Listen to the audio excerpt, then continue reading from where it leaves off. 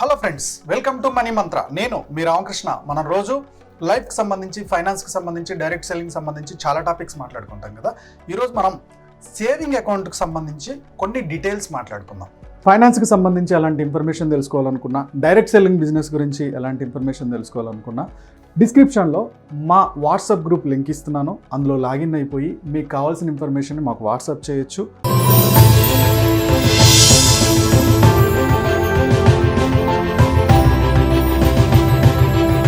ఈరోజు మన వీడియోలో మాట్లాడుకోబోయే పాయింట్స్ ఏంటంటే, ఒక పర్సన్కి ఎన్ని సేవింగ్ అకౌంట్స్ ఉండొచ్చు, సేవింగ్ అకౌంట్లో క్యాష్ డిపాజిట్ ఎంతవరకు చేయొచ్చు, మ్యాక్సిమం ఎంత విత్డ్రా చేయొచ్చు సేవింగ్ అకౌంట్ నుంచి, అలాగే ఆన్లైన్ ట్రాన్సాక్షన్స్కి ఏమైనా లిమిట్స్ ఉంటాయా, ఓకే, మ్యాక్సిమం బ్యాలెన్స్ ఎంత మెయింటైన్ చేయొచ్చు, ఒకవేళ మన సేవింగ్ అకౌంట్లో ఉంచిన అమౌంట్ మీద ట్యాక్స్ ఎంత పడుతుంది, ఇన్కమ్ ట్యాక్స్ వాళ్ళు చెప్పిన లిమిట్ క్రాస్ అయితే వాళ్ళు నోటీస్ ఇస్తారా, ఒకవేళ నోటీస్ ఇస్తే మనం ఎలా రెస్పాండ్ అవ్వాలి, ఈ పాయింట్స్ అన్ని ఇప్పుడు మన వీడియోలో చూద్దాం.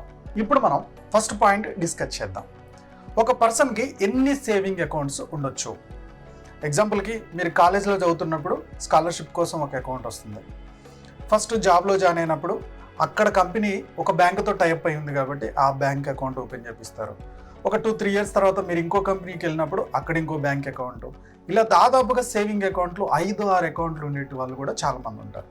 అసలు ఒక పర్సన్ దగ్గర సేవింగ్ అకౌంట్స్ ఎన్ని ఉండాలని ఆర్బీఐ కానీ ఇన్కమ్ ట్యాక్స్ కానీ ఏమన్నా లిమిట్ ఇచ్చిందా అంటే ఎక్కడ కూడా ఎలాంటి లిమిట్స్ ఇవ్వలేదు. ఓకే, మనకు సేవింగ్ అకౌంట్స్ అనేవి ఎన్నైనా ఉండొచ్చు. కానీ నేను మీకు సజెస్ట్ చేసేది ఏంటంటే, సేవింగ్ అకౌంట్స్ 2-3 కన్నా ఎక్కువ ఉండకపోవడమే మంచిది. ఎందుకంటే ఒకవేళ అన్ని అకౌంట్లు ఉంచుకున్నారనుకున్నాం, దాదాపుగా మీ దగ్గర 6-7 అకౌంట్స్ ఉన్నాయి. ఈ అకౌంట్స్ అన్ని ఇయర్లీ ఛార్జెస్ కట్ చేస్తూ ఉంటాయి. ఒకవేళ మీరు అందులో మినిమం బ్యాలెన్స్ మెయింటైన్ చేయకపోతే ఈ ఇయర్లీ ఛార్జెస్ మైనస్లో చూపిస్తాయి. ఇది ఫ్యూచర్లో మీకు ప్రాబ్లం కావచ్చు. కాబట్టి సేవింగ్ అకౌంట్ మెయింటెనెన్స్ ఎక్కువగా అవుతుంది. కాబట్టి ఇలా మెయింటెనెన్స్ ప్రాబ్లం రాకుండా ఉండాలంటే 1 లేదా 2 సేవింగ్ అకౌంట్లు ఉంటే సరిపోతుంది, లేదా మ్యాక్సిమం 3. నెక్స్ట్ వన్ వచ్చేసి, మీ దగ్గర సేవింగ్ అకౌంట్స్ ఎక్కువ ఉన్నాయి అనుకోండి, మీరు ఐటీఆర్ ఫైల్ చేసేటప్పుడు ప్రతి సేవింగ్ అకౌంట్ డీటెయిల్ ఇవ్వాల్సి వస్తూ ఉంటుంది. సో ఫైలింగ్ చాలా లేట్ అయిపోతుంది, ప్రాబ్లం అయిపోతూ ఉంటుంది కూడా. అందుకని సేవింగ్ అకౌంట్స్ తక్కువ ఉంటేనే మంచిది. సో ఇప్పుడు సేవింగ్ అకౌంట్లో క్యాష్ డిపాజిట్ లిమిట్ ఎంత అనేది చూద్దాం. నేను ఆన్లైన్ ట్రాన్సాక్షన్స్ గురించి కాదు, ఓన్లీ ఆఫ్లైన్లో మీరు క్యాష్ కనుక డిపాజిట్ చేయడానికి వెళ్తే. సో ఒక ఫైనాన్షియల్ ఇయర్లో ఏప్రిల్ నుంచి వచ్చే సంవత్సరం మార్చ్ వరకు ఫైనాన్షియల్ ఇయర్లో అన్ని సేవింగ్ అకౌంట్లు కలుపుకొని 10 lakhs వరకు మాత్రమే డిపాజిట్ చేసుకోవడానికి ఛాన్సెస్ ఉంటుంది. As per section 285BA income tax act ప్రకారం సంవత్సరం మొత్తం మీద 10 lakhs వరకు మీరు డిపాజిట్ చేసుకోవడానికి ఛాన్స్ ఉంది, అన్ని అకౌంట్లు కలుపుకొని. డిపాజిట్ కనుక 10 lakhs కనుక దాటిందంటే ఆ బ్యాంకు వాళ్ళు ఇన్కమ్ ట్యాక్స్ డిపార్ట్మెంట్కి ఇన్ఫామ్ చేస్తారు, పలానా అకౌంట్ నుంచి 10 lakhs ట్రాన్సాక్షన్స్ దాటాయి అని చెప్పి ఇన్కమ్ ట్యాక్స్ డిపార్ట్మెంట్కి ఇన్ఫామ్ చేస్తారు. ఇప్పుడు క్యాష్ విత్డ్రాల్ లిమిట్ గురించి మాట్లాడుకుందాం. క్యాష్ విత్డ్రాల్ చేసేటప్పుడు as per section 194N income tax act ప్రకారం ఒక పర్సన్ క్యాష్ విత్డ్రా చేసుకోవడానికి సంవత్సరం మొత్తం మీద అన్ని సేవింగ్ అకౌంట్ల నుంచి 20 lakhs దాకా మనం విత్డ్రా చేయొచ్చు. 20 lakhs ఎబో గనక మనం విత్డ్రా చేస్తే, సో ఆ బ్యాంకు వాళ్ళు ఇన్కమ్ ట్యాక్స్ డిపార్ట్మెంట్కి పలానా అకౌంట్, పలానా డీటెయిల్స్, ఇంత ట్రాన్సాక్షన్స్ క్రాస్ చేశారు, 20 lakhs దాటేశారు అని చెప్పి వాళ్ళు ఇన్ఫర్మేషన్ ఇస్తారు ఇన్కమ్ ట్యాక్స్కి. సో మీరు క్యాష్ డిపాజిట్ చేసేటప్పుడు కానీ విత్డ్రా చేసేటప్పుడు కానీ ఇన్ కేస్ లిమిట్ దాటితే పరిస్థితి ఏంటి? సో ఈ లిమిట్ దాటినప్పుడు బ్యాంకు వాళ్ళు ఇన్కమ్ ట్యాక్స్ డిపార్ట్మెంట్కి మీ డీటెయిల్స్ పంపించారు. సో ఇన్కమ్ ట్యాక్స్ వాళ్ళు మీ ట్రాన్సాక్షన్స్, మీరు ఇంతకుముందు ఏదైతే ఐటీఆర్ కనుక ఫైల్ చేసి ఉంటే, ఇన్కమ్ ట్యాక్స్ రిటర్న్స్ అప్లై చేసి ఉంటే, ఫైల్ చేసి ఉంటే అదంతా చెక్ చేస్తుంది.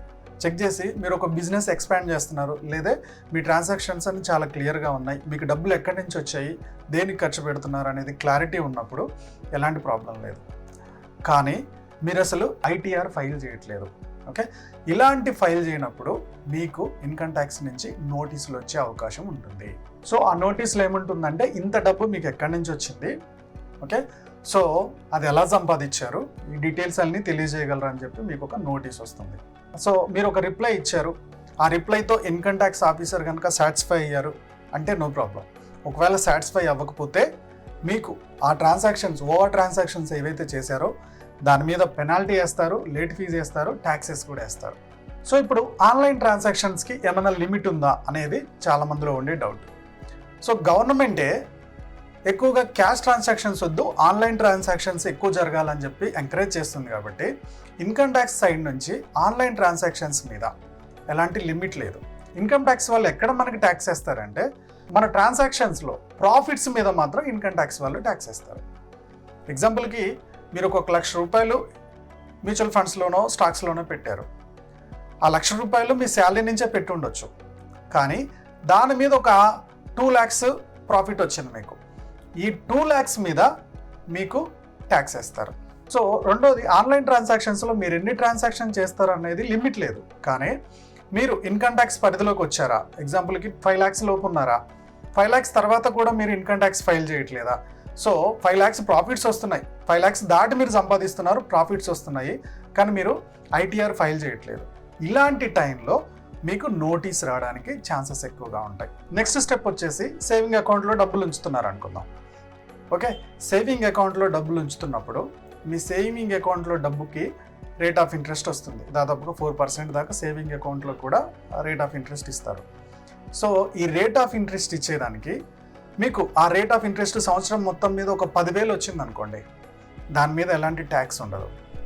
కానీ మీకు సేవింగ్ అకౌంట్లో 10,000 కనుక దాటుతుందంటే మీరు ఇన్కమ్ ట్యాక్స్ రిటర్న్స్ ఫైల్ చేసేటప్పుడు మీకు సేవింగ్ అకౌంట్లో డబ్బులు ఉంచినందుకు మీకు ఎంత రిటర్న్స్ వచ్చాయి, ఓకే, ఎంత ఇంట్రెస్ట్ వచ్చింది, ఆ ఇంట్రెస్ట్ మీద మీ స్లాబ్ సిస్టాన్ని బట్టి మీరు ట్యాక్స్ కట్టాల్సి ఉంటుంది.